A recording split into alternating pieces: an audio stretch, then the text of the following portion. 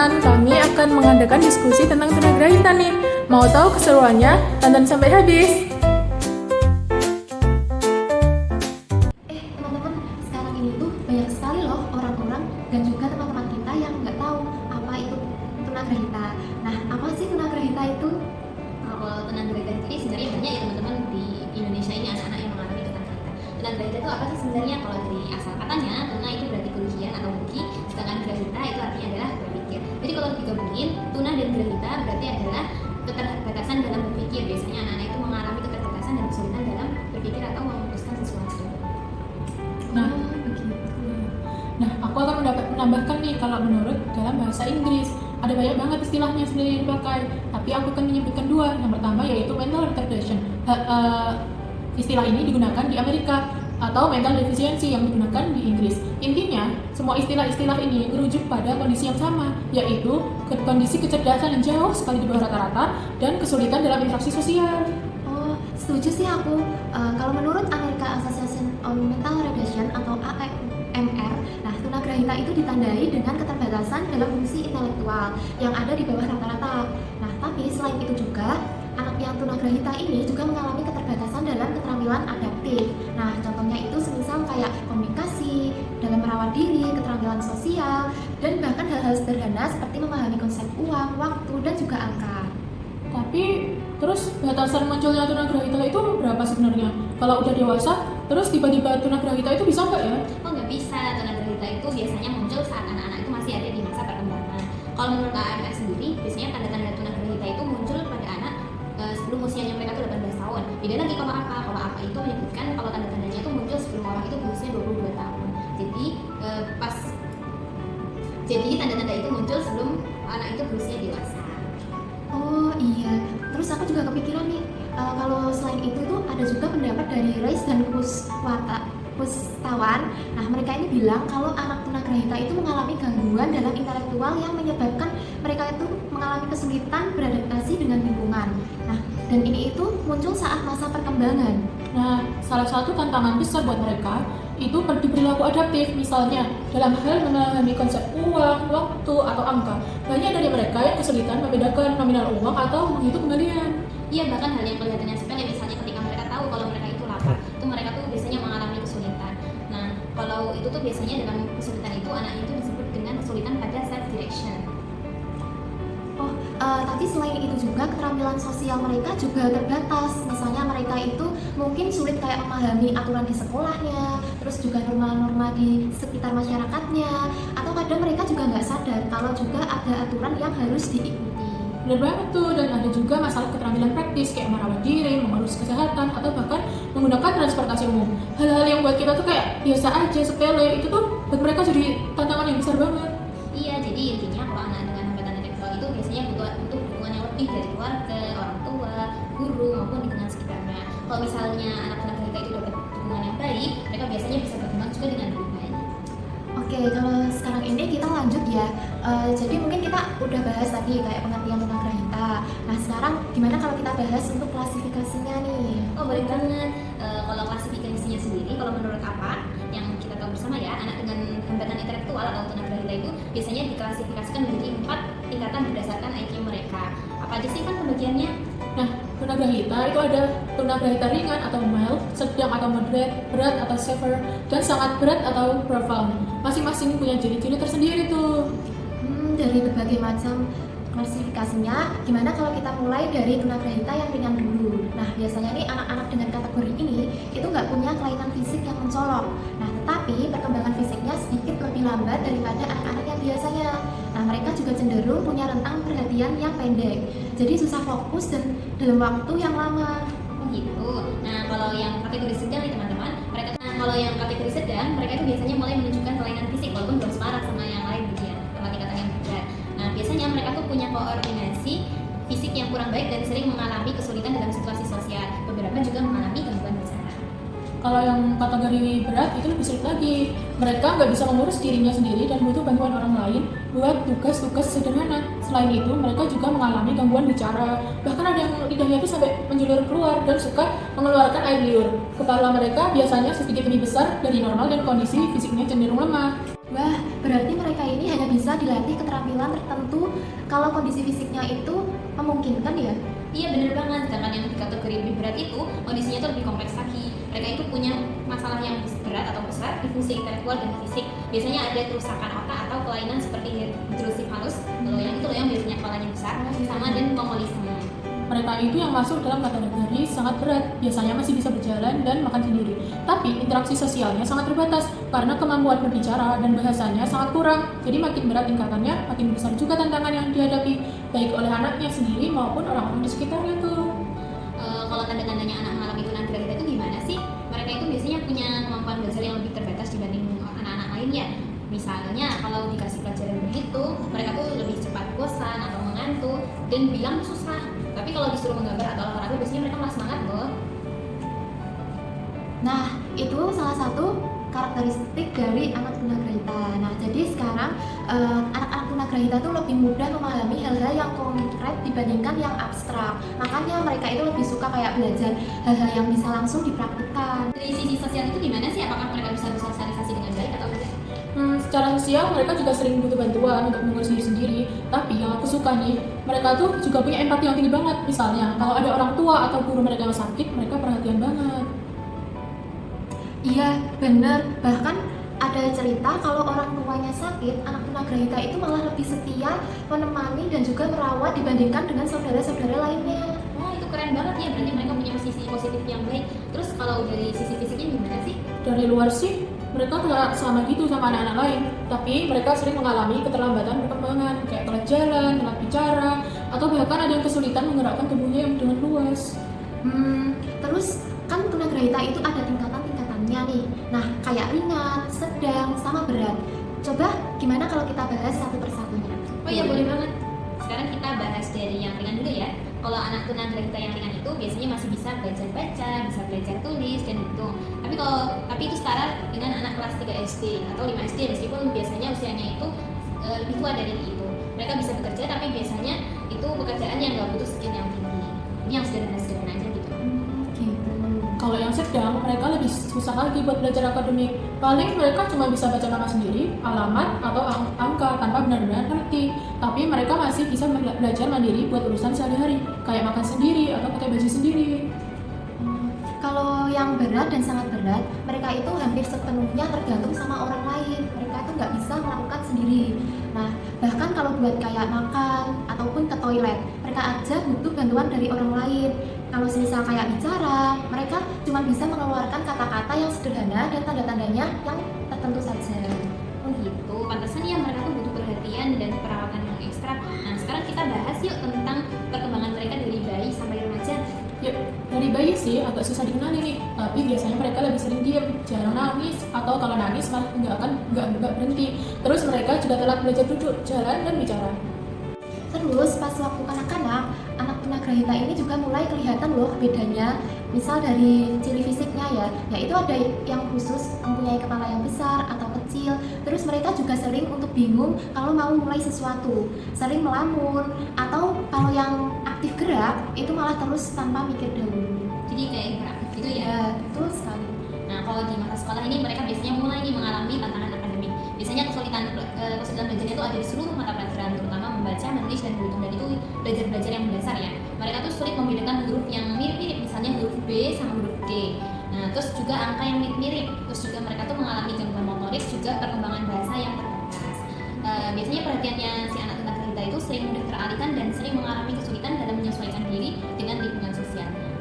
Iya, makanya pas remaja meskipun fisiknya berkembang normal, tapi cara berpikirnya itu dan kepribadiannya itu masih jauh di bawah usianya. Akhirnya mereka jadi susah bergaul dan susah juga buat cari kerja setelah lulus sekolah. Nah, ini itu ternyata saat masa puber. Jadi secara fisik mereka itu tumbuh secara normal. Nah, tapi kemampuan berpikir dan kepribadiannya ini tuh agak nggak sesuai dengan usianya. Makanya mereka itu jadi terhambat dalam sebuah pergaulan dan pengendalian dirinya. Tapi kemarin aku itu baca tentang anak-anak yang tunagrahita. Ternyata mereka itu punya banyak tantangan dalam belajar loh. Nah, salah satunya soal atensi atau sebuah perhatian. Nah, mereka itu gampang banget terdistraksi. Iya bener banget, jadi anak yang tunagrahita itu mereka seringkali kesulitan dalam memusatkan perhatiannya ke hal yang nggak relevan. Misalnya nih lagi belajar, malah dia sibuk melihat sesuatu, makanya sulit banget Pantes ya, kalau belajar aja susah fokus. Pasti daya ingatnya juga berpengaruh dong. Nah, betul. Mereka itu kesulitan dalam mengingat informasi, apalagi kalau harus mengingat sesuatu yang sambil melakukan tugas lain. Nah, karena mereka itu punya masalah di working memory-nya. Jadi, kalau kita bisa ingat banyak hal dalam segala satu waktu, nah mereka itu lebih cepat untuk lupa. Gitu. Aku juga pernah baca loh kalau perkembangan bahasanya mereka itu lebih lambat dibandingkan anak-anak pada umumnya. Bahkan meskipun mereka bisa berbicara, pemahamannya itu tetap lebih rendah dan mereka tuh juga sulit dalam mengekspresikan diri.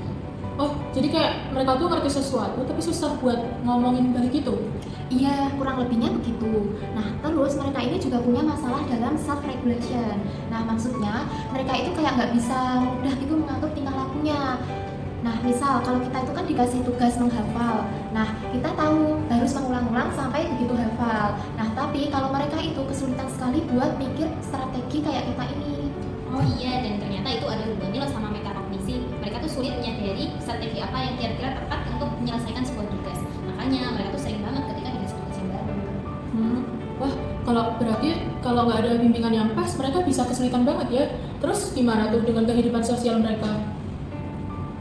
Nah, ini juga jadi tantangan. Mereka itu cenderung susah dapat teman karena mereka itu nggak tahu gimana itu caranya untuk memulai interaksi dengan temannya.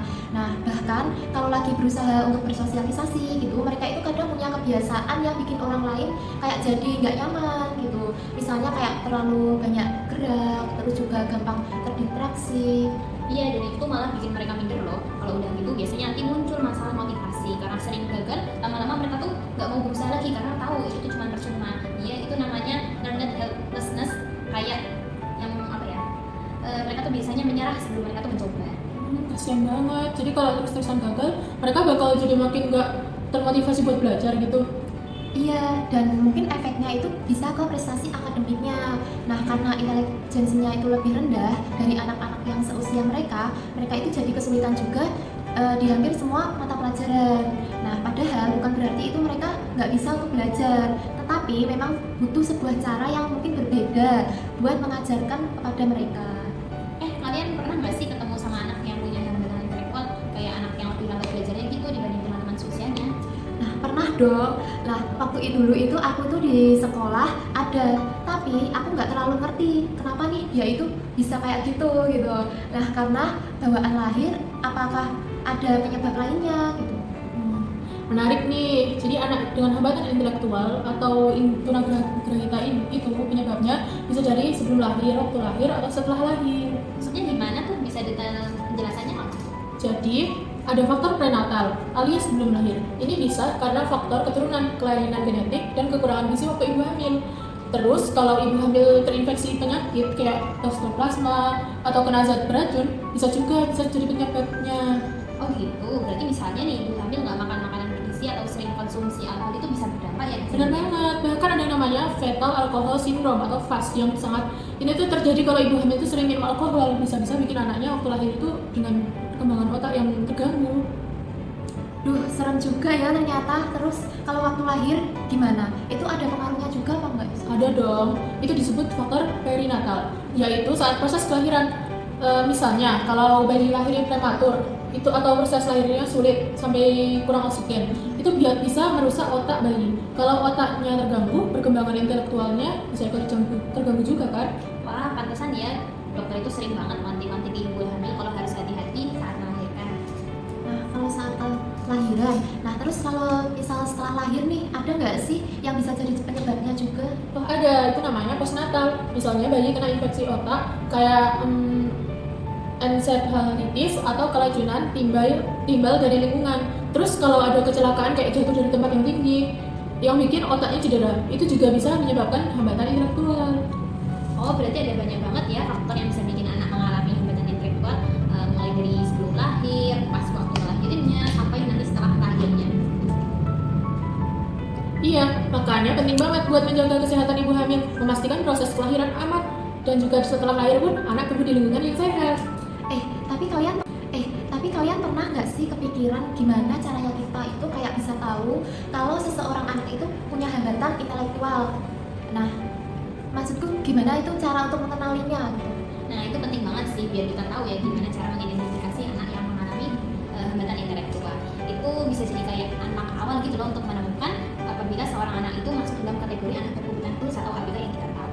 Nah, biasanya identifikasi itu dilakukan oleh orang-orang terdekatnya, misalnya dari orang tua atau pengasuhnya. Oh gitu. Jadi sebenarnya kita tuh tunagrahita ini bisa dikenali dari lingkungan terdekatnya ya. Terus tujuannya apa sih identifikasi ini? Banyak sih kalau buat tujuannya itu, salah satunya itu kayak buat ngumpulin informasi gitu sejak dini tentang kelainan atau penyimpangan yang terjadi pada anak. Misalnya nih dari mungkin segi fisik atau intelektual, sosial, bahkan emosional. Soalnya kalau dibandingkan dengan anak-anak yang sebelahnya, pasti bakal kelihatan gitu bedanya. Iya, makanya penting banget nih buat ngerti definisi anak dengan hambatan intelektual supaya nanti nggak salah identifikasi. Oh iya, kalau identifikasi ini kan awalnya masih tahap mengenali aja. Terus abis itu gimana? Langsung ditangani gitu? Nah, kalau langsung sih ada beberapa tahap gitu. Nah, jadi yang pertama ada yang namanya penjaringan atau screening. Nah, ini tuh semacam pendataan awal buat melihat apakah kayak ada tanda-tanda yang mencurigakan atau enggak. Terus kalau ada anak yang punya gejala tertentu, biasanya nanti masuk ke tahap pengalihtanganan atau referral.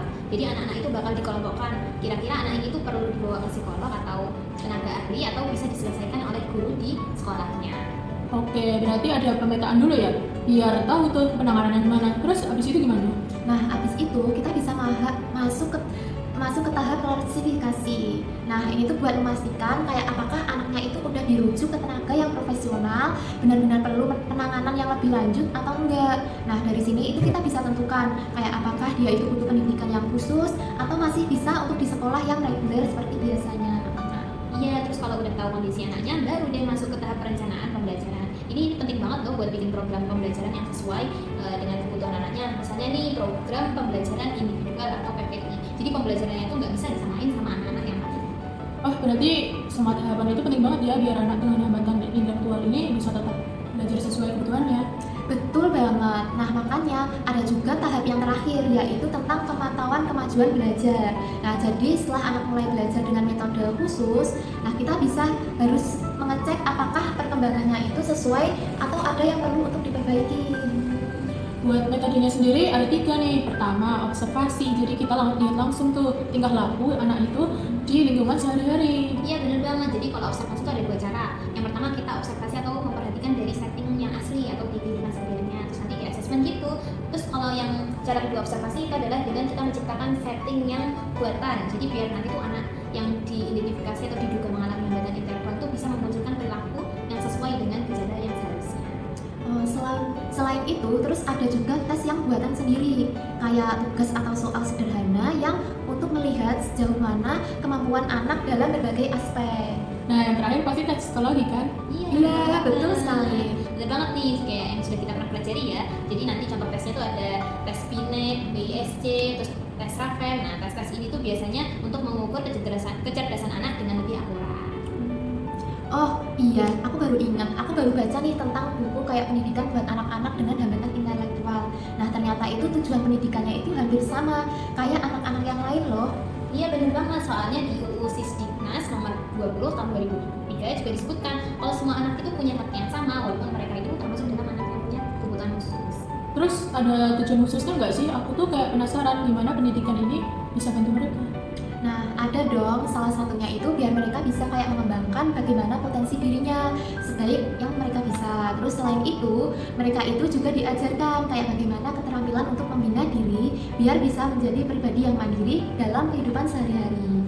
Nah, dan yang gak kalah penting, mereka tuh juga diajarin biar punya kehidupan yang lebih layak, gak cuma sekedar belajar akademik, tapi juga bisa hidup nyaman dan dihargai di masyarakat. Oh gitu ya, jadi aku nih malah makin penasaran nih fungsi pendidikannya tuh apa aja sih buat anak-anak tunagrahita? Oh, ada 5 nih tujuannya. Yang pertama, biar mereka tuh bisa merealisasikan diri mereka. Kedua, biar mereka tuh bisa komunikasi dengan baik. Terus yang ketiga, supaya bisa bertindak serasi dan efisien. Kemudian yang keempat, mereka diajarin untuk ikut bertanggung jawab dengan masyarakat. Dan yang terakhir, bisa ikut dalam berpartisipasi dalam pembangunan negara atau bangsa.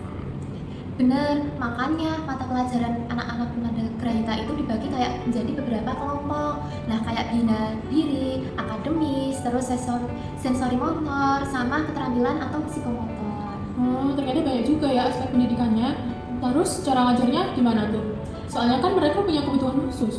Nah, kalau itu ada prinsip-prinsipnya nih. Nah, misalnya kayak harus ada perhatian dan motivasi, pengulangan biar mereka itu kayak lebih paham, terus pakai alat peraga supaya lebih cepat atau lebih konkret. Terus harus ada juga umpan balik dan juga penguatan. Iya benar banget, dan strateginya tuh biasanya ada yang bisa dilakuin nih. Contohnya kayak direct instruction, juga cooperative learning, sama pembelajaran individual. Jadi nanti tuh disesuaikan dengan kebutuhannya masing-masing. Oh, terus ada program khusus juga nggak nih buat mereka? Ada dong, namanya itu program bina diri. Jadi mereka itu kayak dilatih buat melakukan aktivitas sehari-hari kayak makan, berpakaian, terus juga menjaga kebersihan sampai memahami bahaya-bahaya yang ada di sekitar mereka. Iya, selain itu mereka tuh juga diajarin untuk berkomunikasi dengan baik, juga bersosialisasi, juga melakukan keterampilan sederhana yang itu tuh bisa menunjang kehidupan mereka. Oh, aku jadi makin ngerti deh pentingnya pendidikan buat anak tunagrahita. Tapi dalam pelaksanaannya ada prinsip-prinsip yang diperhatiin nggak sih? Pastinya sih ada ya. Nah, misalnya kayak harus berdasarkan asesmen, terus memperhatikan keselamatan atau kehati-hatian, terus juga kayak kemandirian, dan juga harus disesuaikan juga sama lingkungan yang di sekitarnya atau tradisi yang ada sekitarnya juga. Selain itu, alat dan strateginya itu bisa dimodifikasi biar lebih efektif. Dan yang penting, analisis tugas itu juga harus dilakukan biar pembelajaran yang mereka laksanakan itu bisa terstruktur. Oke. Sekarang aku paham. Pendidikan buat anak tunagrahita itu nggak cuma soal akademik, tapi juga gimana mereka bisa hidup mandiri, berkarya, berdaya di masyarakat. Keren sih. Ya, makanya semakin banyak yang paham, itu semakin baik juga kesempatan mereka buat untuk berkembang. Jadi, kalau kita kayak ketemu anak yang tunagrahita dengan hambatan intelektual, kita bisa lebih peka dan bisa untuk mendukung mereka sebaik mungkin yang kita bisa. Oh ternyata gitu, jadi kita jadi tahu banyak ya tentang tunagrahita ini, diskusinya bermanfaat banget sih. Nah, buat teman-teman, yuk kita dukung anak tunagrahita untuk bisa lebih berdaya dan bermanfaat untuk diri sendiri dan masyarakat. Oke, sampai di sini ya teman-teman, sesi diskusi untuk kita. Bye-bye! Bye!